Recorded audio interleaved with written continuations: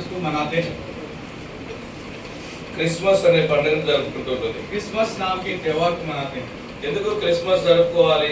क्यों क्रिसमस को मनाना है? ఈ లోకంలో చాలా రకాల పండుగలు ఉన్నాయి. संसार में बहुत तरह के त्योहार होते हैं।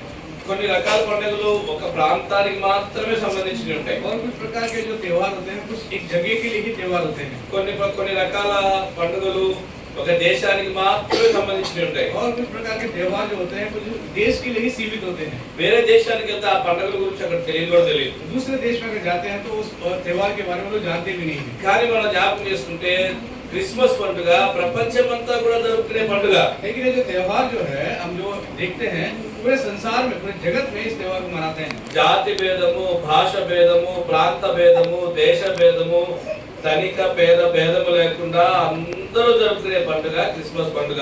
और ना अमीर ना गरीब ना जाति ना भेद ना कोई भेदभाव वैसा कोई ना मानते हुए सभी लोग मनाने वाला पर्व है ये जो त्योहार क्रिसमस का त्योहार। కాబట్టి ఇది ప్రపంచమంతా ఎరిగినటువంటి పండుగ. और सारे संसार जानने वाला त्योहार है ये। అసలు ఎందుకు ఈ పండుగకి ఇంత ప్రాముఖ్యత వచ్చింది? और ये त्योहार के विषय में इतना विशेष क्यों बना है त्योहार? అసలు ఈ పండుగను ఇంత విశేషంగా అన్ని దేశాల్లో జరుపుకోవాల్సిన అవసరం ఏమొచ్చింది? और ये त्योहार को सारे देशों में मनाने की जरूरत क्या पड़ी है? ఎందుకంటే ఇది అన్ని దేశాలకు సంబంధించిన లేకపోతే ప్రపంచం అంతటికి మానవ జాతికి అంతటికి సంబంధించిన విషయం. क्योंकि ये जो त्योहार है सारे संसार और संसार के सभी लोगों के लिए ये बात विशेष है। కాబట్టి మనం జ్ఞాపకం చేసుకుంటే కొన్ని దేశాల్లో కొన్ని రకాల వ్యాధులు ఉంటాయి. और हम देखते हैं कि कुछ देशों में कुछ प्रकार की बीमारियां होती हैं। అమెరికాలో ఉండే రోగాలు భారతదేశంలో ఉండవు, భారతదేశంలో ఉండే రోగాలు కొన్ని అమెరికాలో ఉండవు. जो अमेरिका में जो बीमारी होती है वो भारत में नहीं होता है, जो भारत की बीमारी अमेरिका में नहीं होती है। కొన్ని దేశాల్లో కొన్ని రకాల ప్రత్యేకమైన అనారోగ్యాలు ఉంటాయి. और कुछ देशों में अलग अलग प्रकार की बीमारियां होती हैं। మొన్న ఈ మధ్య మాకు తెలిసిన వాళ్ళు ఒక అమెరికా వెళ్ళారు. और मेरे जो पहचान के कुछ लोग जो है अमेरिका गए थे। అక్కడికి అమెరికా వెళ్ళిన తర్వాత వాళ్ళు ఒక వైరస్ తో పాప బాధపడుతుందని చెప్పారు. और वो अमेरिका पहुंचने के बाद वहां पर उनको एक वायरस के द्वारा उनके बेटी को बीमार हुआ है ऐसा उन्होंने बताया। ఆ చిన్న పాపగా ఆ వైరస్ చెప్పగానే అసలు అదే వైరస్ అని అడిగాను. और वो छोटी बेटी को जो वायरस का नाम देते समय वो वायरस क्या है मैं पूछा हूं। ఎందుకంటే అలాంటి వైరస్ పేరు మనం భారతదేశంలో ఎప్పుడు వినలేదు. क्योंकि ऐसा वायरस जो है उसके बारे में भारत में सुने भी नहीं कभी। అప్పుడు వాళ్ళు చెప్పారు అమెరికాలో ఈ వైరస్ సాధారణంగా ఉంటది అని. और उन्होंने कहा कि अमेरिका में जो वायरस है ज्यादातर दिखता है। కానీ అమెరికా, భారతదేశం, చైనా, జపాన్ అని భేదం లేక ఆస్ట్రేలియా అని భేదం లేకుండా ఒక రోగం వచ్చింది. लेकिन एक ऐसा बीमारी आया पिछले दिनों में, ना अमेरिका ना चाइना ना जापान ना कोई ऑस्ट्रेलिया ना कोई भारत, ऐसा कोई भेदभाव नहीं है। एक बीमारी ऐसी एक बीमारी आई ఏ है। అనారోగ్యం వచ్చింది? ఏ कौन రోగం सा వచ్చింది? बीमारी बीच में आई थी पिछले दिनों में? కరోనా. ప్రపంచం మొత్తం వచ్చింది. पूरा संसार पूरे जगत में बीमारी फैली। ప్రపంచం మొత్తం మాట్లాడుకుంది ఆ వ్యాధి గురించి. और ये बीमारी के बारे में सारे संसार के लोग बातें की। సుమారుగా 100 ఏళ్ల క్రితము భారతదేశంలో ప్లేగ్ వ్యాధి వచ్చింది. और 1100 साल पहले भारत देश में प्लेग बीमारी आई थी। అది ఎలుకల వల్ల వచ్చింది. और वो बीमारी चूहों के कारण आई। అది వేరే దేశాల్లో లేదు ఆ రోగం. और वो बीमारी वो जो प्लेग है दूसरे देश में नहीं। కానీ కరోనా చూడండి ప్రతి దేశము కూడా ఆ రోగం గురించి మాట్లాడుతుంది. लेकिन ये कोरोना के विषय में पूरा देश पूरा जगत के सारे देश लोगों से बातें कर रहे थे। ఎందుకంటే ప్రపంచమంతా అది వ్యాపించింది కాబట్టి. क्योंकि वो पूरा फैल गया है, पूरे संसार में फैल गया इसलिए। అలాగే ప్రపంచమంతా వ్యాపించిన ఇంకొక రోగం ఉంది. एक और बीमारी है जो पूरा संसार जगत में फैल चुका है। ఈ ప్రపంచంలో మన ముందు ఉన్న వాళ్ళకి ఆ రోగం ఉంది, మనకి ఆ రోగం ఉంది, మన తర్వాత రాబోయే వాళ్ళు కూడా అదే రోగంతో బాధపడబోతున్నారు. और ये जो एक ऐसा बीमारी है जो पहले भी था अभी भी है, जो आने वाले जो लोग आने वाले हैं उनको भी बीमारी लगेगी। అది చాలా భయంకరమైనటువంటి అనారోగ్యము. ये जो बीमारी जो है ये जो महामारी जो है बहुत भयंकर महामारी అది है। బతికున్నప్పుడే కాదు చనిపోయిన తర్వాత కూడా మన ప్రాణాలు తోడేస్తుంది. वो जो बीमारी ऐसी बीमारी है जब जीवित रहते हैं तभी नहीं, मरने के बाद भी हमारे जीवन को बिगाड़ देती है। బతికున్నప్పుడే కాదు చనిపోయిన తర్వాత కూడా నిన్ను భయంకరమైన నరక భాషంలోకి తీసుకెళ్లిపోతుంది. वो ऐसा बीमारी है जो हम जीवित रहते समय भी और मरने के बाद भी हमें नरक में ले जाता है। అదే రోగమో తెలుసా? वो बीमारी क्या है पता है? అదే అనారోగ్యం తెలుసా? और कौन सा महामारी है पता है आपको? పాపము. पाप रोग। ప్రతి మానవునిలో ప్రపంచమంతా చదివిన మానవులు మనకు పూర్వం జీవించిన వారు, మన కాలంలో మన తర్వాత జీవించబోయే పుట్టబోయే వారికి కూడా ఉండే ఈ అనారోగ్యము పాపం.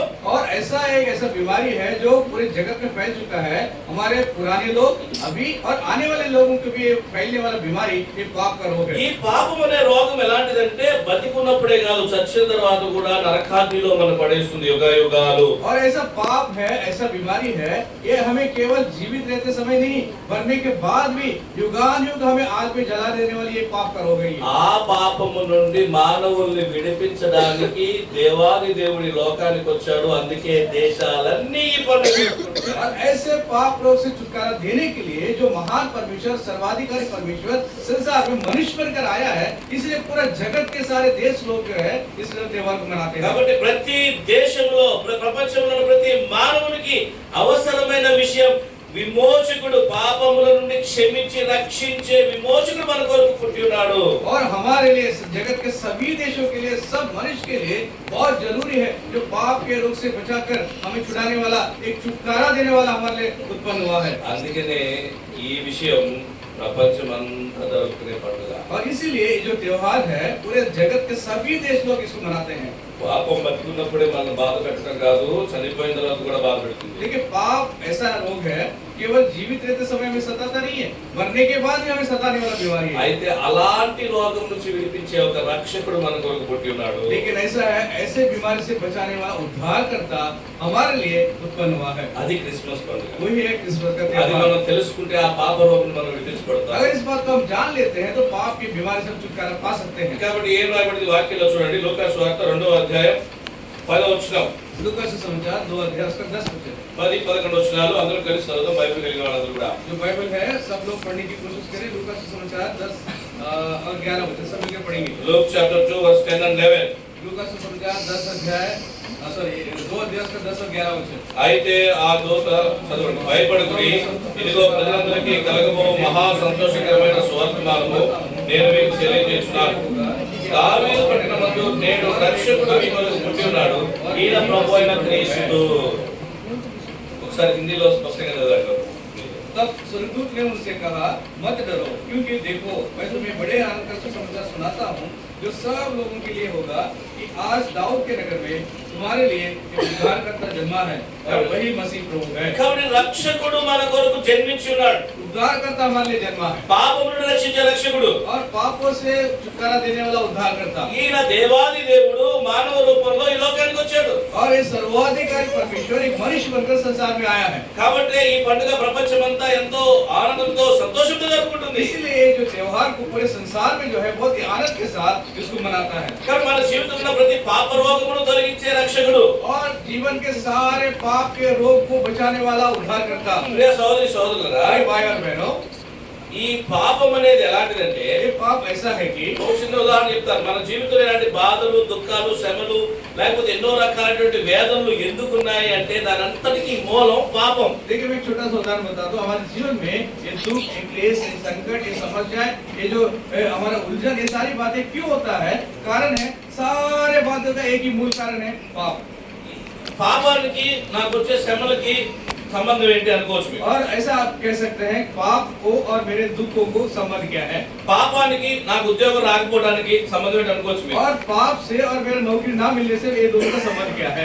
పాపానికి నాకు ఇల్లు రాకపోవడానికి, నాకు ఇల్లు లేకపోవడానికి కారణం ఏంటి అనుకోవచ్చు మీరు. पाप को और मेरा घर नहीं है, मुझे घर नहीं मिल रहा है, उसका संबंध क्या है? మనకున్న ప్రతి సమస్యకు కారణము మన లోపల దాగి ఉన్న పాపం. और हमारे जीवन के हर एक समस्या का कारण है हमारे अंदर छुपा हुआ पाप। ఒక చెట్టులో వేరు ఉంటుంది, అలాగే పైన కనిపించే చెట్టు ఉంటుంది. देखिए एक पेड़ होता है, वृक्ष होता है, उसका जड़ भी होते हैं, ऊपर दिखने वाला उसके पत्ते भी होते हैं। కాబట్టి పైన వచ్చిన ఫలాలు మనం తిన్నప్పుడు అవి చేదుగా ఉంటే దాని వేరు ఎలా ఉంటది? अगर समझो उस पेड़ के वृक्ष जब हम खाते हैं तो अगर वो कड़वा है तो उसके जड़ कैसा होता है? చేదు ఫలాలు ఏ చెట్టుకి ఏ వేర్లు కలిగిన చెట్టుకు వస్తాయి? जो एक कड़वे फल कौन से पेड़ को उगते हैं? ఆ వాటి వేర్లు కూడా చేదుగా ఉంటేనే, अगर उसके जड़ भी अगर कड़वे होते हैं అంటే तभी ఆ వేర్లు మంచివి కావు. उसके जड़ अच्छे नहीं है। పైకి మనకు వేర్లే కనిపించట్లేదు. ऊपर से तो जड़ दिखते नहीं है। పైకి చెట్టు, కాయలు, ఫలాలు మాత్రమే కనిపిస్తున్నాయి. పైకి కేవలము చెట్టు, ఫలాలు మాత్రమే కనబడుతున్నాయి. केवल जड़ ही दिखते हैं, पत्ते और फल भी दिखते हैं, అవే కనిపిస్తున్నాయి కానీ केवल दिखते तो पत्ते और फल है। వేరుతో సంబంధం ఉన్నందున చేదు ఫలాలు లేకపోతే తీపి ఫలాలు కనిపిస్తాయి. देखो उसके जो संबंध जो जड़ के साथ है, इसलिए उसके फल कड़वा या मीठा दिखता है। కాబట్టి వేరు ఎలా ఉంటుందో ఫలం అంత బాగుంటుంది. जैसा जड़ है वैसा ही फल भी उतना अच्छा ही होगा। కాబట్టి మనలో ఉన్న వేరు పాపము, ఆ పాపం ఉండడాన్ని బట్టి మన జీవితం అంతా చేదుగా, బాధగా, దుఃఖంగా, కన్నీరుగా ఉంది. क्योंकि हमारे अंदर जो जड़ है, जो पाप का जड़, जो कड़वा होने के कारण से हमारे जीवन में दुख, समस्याएं, क्लेश, संकट आते हैं। కాబట్టి పాపం ఎప్పుడైతే పోతుందో అప్పుడు మన జీవితం సంతోషంగా ఉంటుంది. जब पाप हमारे से जीवन से निकल जाता है, हमारे जीवन में आनंद भर जाता है। అందుకే ప్రతి ఒక్కరికి రక్షకుడు అవసరం. इसलिए हर एक व्यक्ति के लिए उद्धारकर्ता की जरूरत पड़ेगी। కాబట్టి దేవాది దేవుడే మానవ రూపంలో భూమి మీద రావడం ఎంత గొప్ప విషయం, ఎంత గొప్ప మార్పు భూమి మీద జరిగింది. और सर्वशक्तिमान परमेश्वर संसार में मनुष्य बनकर आना कितना बड़ी बात है। కాబట్టి పాప సహితుల్లో నుండి పాప రహితుడు రావడం అనేది సాధారణ విషయం కాదు, అది జరగనటువంటి పని. और ये पापों में से एक पाप रहित व्यक्ति आना कोई साधारण बात है, ये अनहोनी बात है। యోబు గ్రంథం 14:4 యోబు అంటాడు ఈ మాట. अय्यूब की किताब 14:4 में अय्यूब इस बात को कहता है। Job chapter 14:4. अय्यूब की किताब 14:4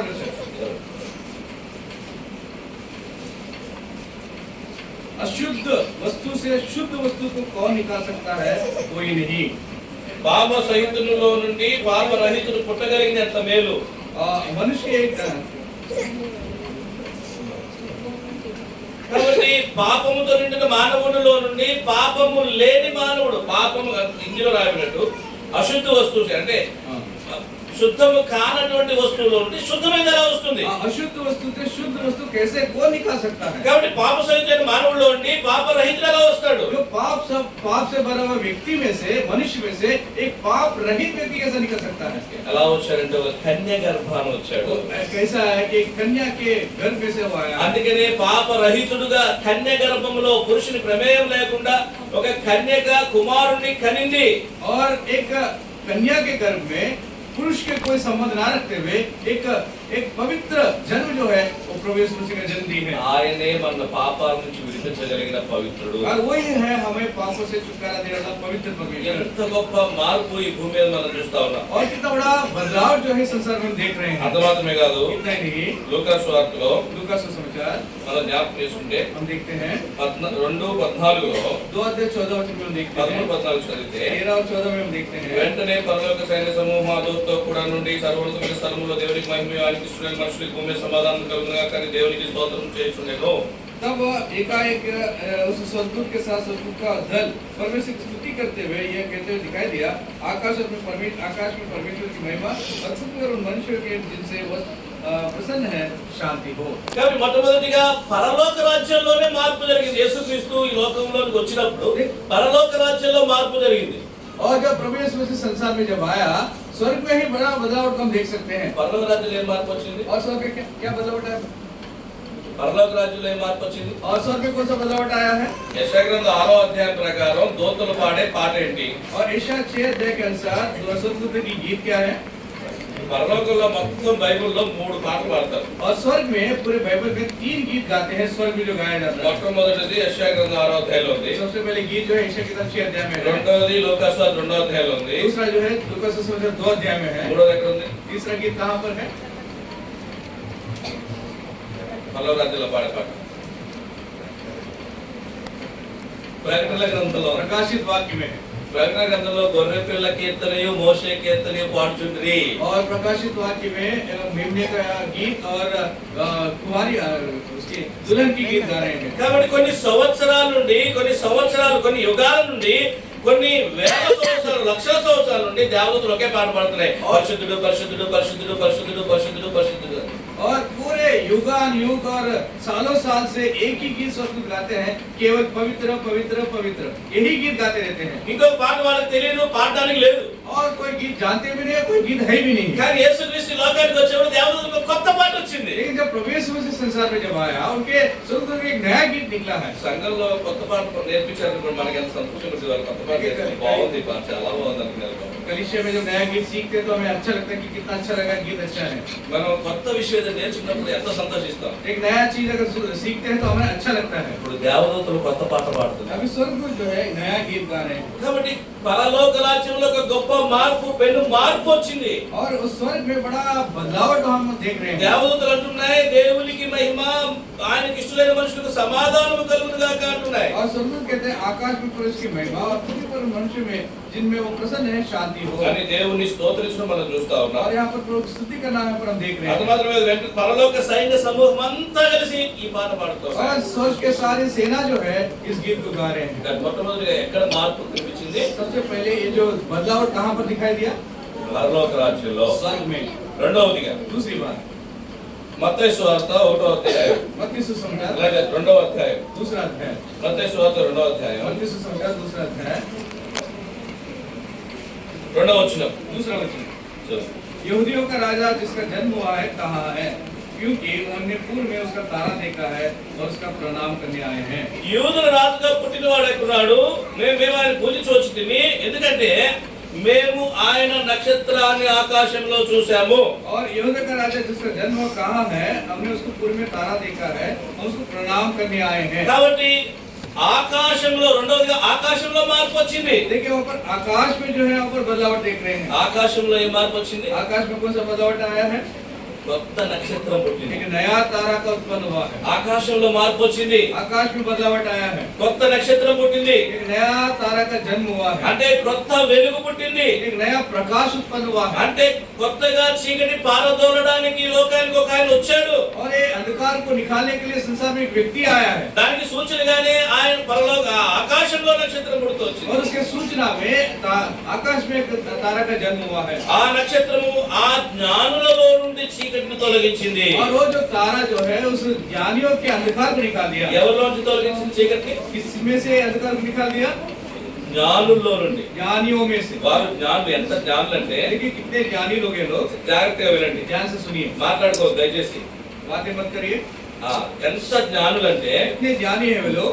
మనం రోజు చిన్నప్పటి నుంచి ఆకాశంలో చాలా సార్లు నక్షత్రాలు చూసాం. और बचपन से आकाश में बहुत तारों को देखा है हमने। ఏదన్నా కొత్తదేదో పాతదేదో చెప్పగలవా? तो उस तारों में से नया कौन सा तारा, पुराना कौन सा तारा बता सकते हैं? కొత్త నక్షత్రం ఏదో పాత నక్షత్రం తెలుసా? नया तारा पुराना तारा पहचान सकते हैं? నేను చిన్నప్పుడు వేసవి కాలంలో ఇంటి పై కప్పు మీద పడుకున్నప్పుడు हम बचपन में जब छत पे जब सोते हैं చాలా रात సార్లు के समय, చాలా మంది పిల్లలు ట్రై చేసి ఉంటారు. और कई बार से कई बच्चे उसको शायद कोशिश भी किया होगा। ఏం చేస్తాం? क्या करते हैं हम लोग? నక్షత్రాలు లెక్కేస్తాం. हाँ, तारों को गिनते हैं हम। లెక్కేయగలవా?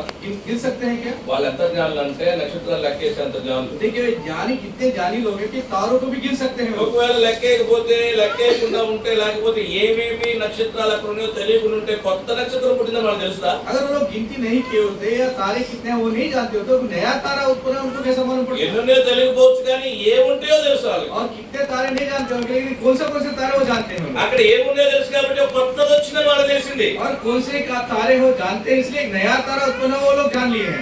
ఎవరన్నా జన్మించినప్పుడు ఇలాంటి మార్పులు జరిగినాయా? कभी भी किसी का जन्म जब किसी का हुआ है ऐसा बदलाव कभी देखा हमने? పరలోక రాజ్యంలో మార్పు జరిగింది. యేసుక్రీస్తు వారు లోకానికి వచ్చినప్పుడు प्रभु यीशु मसीह सब संसार में है, स्वर्ग में बदलावट आ गया है।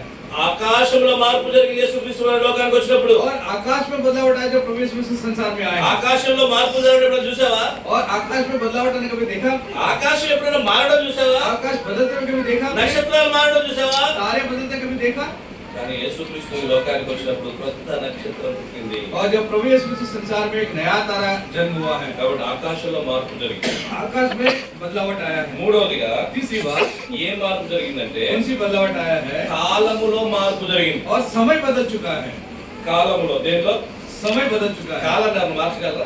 समय को क्या बदल सकता है? ఒక ఆయన చర్చి తొందరగా అయిపోవాలని అరగంట స్పీడ్ పెట్టాడంట టైం. और देखो एक व्यक्ति ने मंडली यानी कलीसिया जल्दी खत्म करने के लिए घड़ी को आधा घंटा बढ़ा दिया। ఆదివారం పూట 10 గంటలకు ప్రారంభించి 1:30కి ముగిస్తారు అనుకుంటే 2:02 అయిపోతుంది.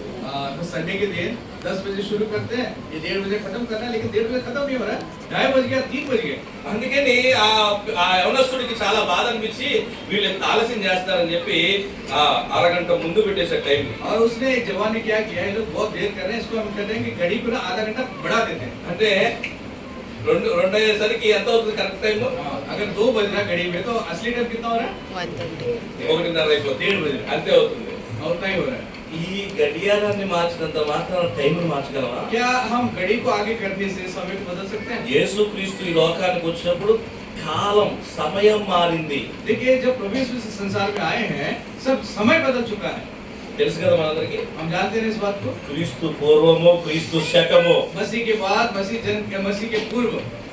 కాబట్టి యేసుక్రీస్తు వారి పూర్వం క్రీస్తు పూర్వం అని మన పుస్తకాలు చదువుతాం. ప్రతి సంవత్సరానికి ఇది పెట్టకుండా ఆ సంవత్సరానికి విలువ లేదు. इसीलिए हम किताब जो पढ़ाई करते हैं 8वीं 9वीं 10वीं में मसीह पूर्व मसीह बाद ये हम हर किताब में इतिहास में पढ़ते हैं। అసలు ఆ క్రీస్తు పూర్వం అని కానీ క్రీస్తు శకం అని కానీ పెట్టకుండా ఆ సంవత్సరానికి విలువే లేదు. अगर ये मसीह पूर्व मसीह बाद वाला अगर ये शब्द ना रखते हुए उस जो वर्ष है, जो साल है, उसका कोई मतलब ही नहीं होगा। కాబట్టి ఆ సంవత్సరం యొక్క విలువ తీసుకొచ్చిందే యేసుక్రీస్తు వారి జననం. और प्रभु यीशु मसीह का जन्म जो है उस समय को एक कीमत लेकर आया है। ఈ సంవత్సరం ఇదే సంవత్సరం ఎన్నో సంవత్సరం ఇది? अभी कौन सा साल है ये? 2024. Very good. बात है. How did you know? कैसे मालूम है आपको? ये 2024 है. कैसे मालूम पड़ा हमको?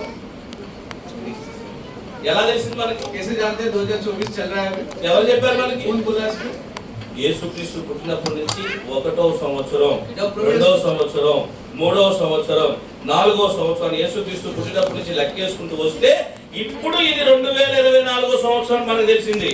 प्रभु यीशु मसीह का जब जन्म हुआ है तब से लेकर पहला, दूसरा, तीसरा, चौथा इस तरह 2024 अभी चल रहा है। ईसा पूर्व, ईसा बाद, इस तरह हम पढ़ते हैं। కాబట్టి 2024 సంవత్సరం అంటే యేసుక్రీస్తు జన్మించి ఈ లోకానికి వచ్చి 2024 సంవత్సరాలు అయింది. అందుకని ఈ సంవత్సరానికి ఎన్నో సంఖ్య ఉందంటే 2024 సంవత్సరం.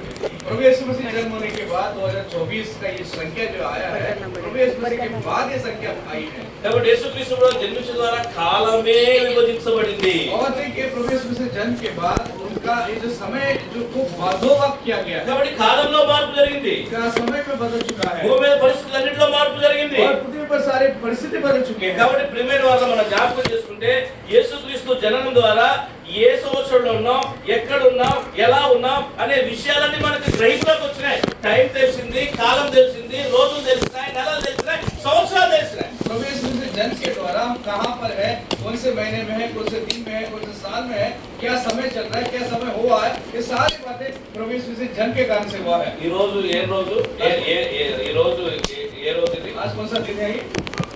ఏ నెల? कौन सा महीना? कौन सा महीना? డిసెంబర్, दिसंबर, बुधवार। బుధవారం. సాల్ कौन सा महीना? కాబట్టి ఇవన్నీ ఇది డిసెంబరు, ఇది 25వ తారీఖు బుధవారము, ఇది 2024 అని ఎలా తెలిసిందంటే యేసుక్రీస్తు జన్మించినప్పటి నుంచి కాలం లెక్క వేయబడింది. ये 2024 दिसंबर महीना, ये बुधवार का दिन है, आज 25 तारीख है। ये सारी बातें जो है प्रभु यीशु मसीह जन्म के बाद इसको विभाजन किया गया। కాబట్టి యేసుక్రీస్తు లోకానికి